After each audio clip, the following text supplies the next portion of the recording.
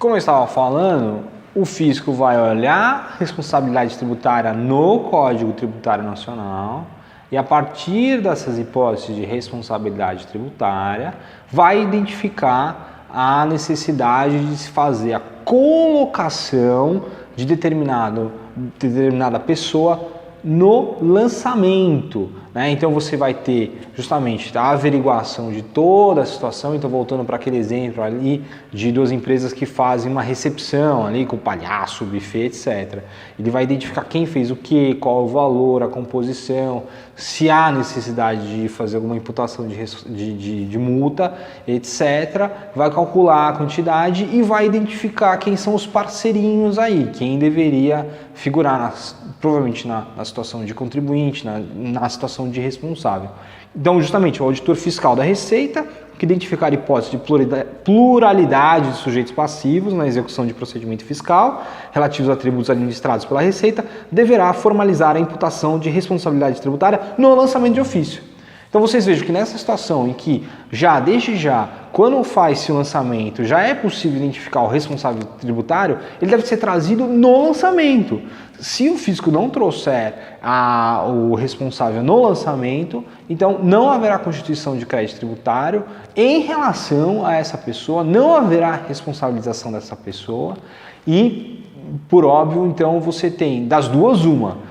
Ou vai se fazer uma revisão de lançamento nas hipóteses estritas do 149 e se fazendo vai se colocar, ou que não me parece o caso, se é um erro de direito, ou seja, se ele simplesmente ignora a existência dessa responsabilidade tributária e não coloca, não é mais possível fazer a constituição em face desse responsável tributário.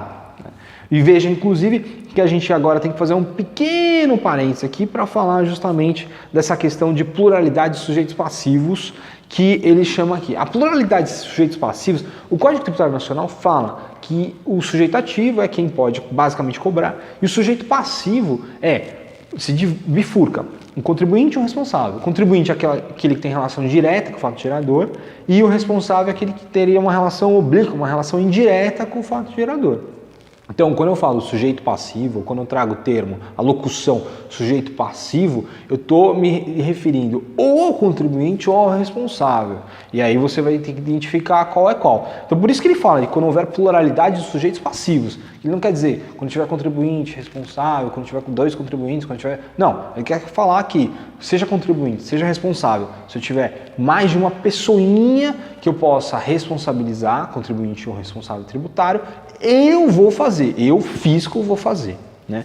E tanto que ele fala que nessa hipótese, primeiro que não vai ser exigido o termo de distribuição de procedimento fiscal, que é quase que uma regra meio de compliance, né? Quer dizer, justamente para você não ser acossado aí por um fiscal, existem algumas regras de fiscalização para que seja quase que uma distribuição aleatória, o cara vai naquela empresa e não na outra. Mas olha só que legal. Nesse termo, mesmo ele tendo... Então, tem aquelas duas empresas que a gente falou, a empresa do buffet e a empresa de locação, chama locação. Super criativo da minha parte, né? Mas a empresa, ele foi fiscalizar a empresa buffet e se depara com a relação com a empresa locação. Ele não é obrigado a ter um termo de procedimento fiscal exclusivo para que compreenda as duas empresas. Não, se ele estiver em uma, no caso buffet, e vê a questão da locação, ele já pode fazer o lançamento tributário e traz as duas pessoas no polo passivo, ok? Então, na hipótese de imputação de responsabilidade tributária, ele vai continuar a norma, o lançamento de ofício deverá conter também a qualificação das pessoas físicas ou jurídicas a quem se atribui a sujeição passiva, a descrição dos fatos que caracterizaram a responsabilidade tributária, enquadramento legal do vínculo de responsabilidade decorrente dos fatos a que se refere o inciso anterior. Então, justamente isso, ele vai trazer toda a situação que vai ou não gerar a tributação e toda a situação que vai ou não gerar a responsabilidade tributária. O vínculo, como se dá essa pluralidade de sujeitos passivos. Faltando um, faltando o outro, você tem uma nulidade em relação à constituição do crédito ou em relação à imputação da responsabilidade tributária.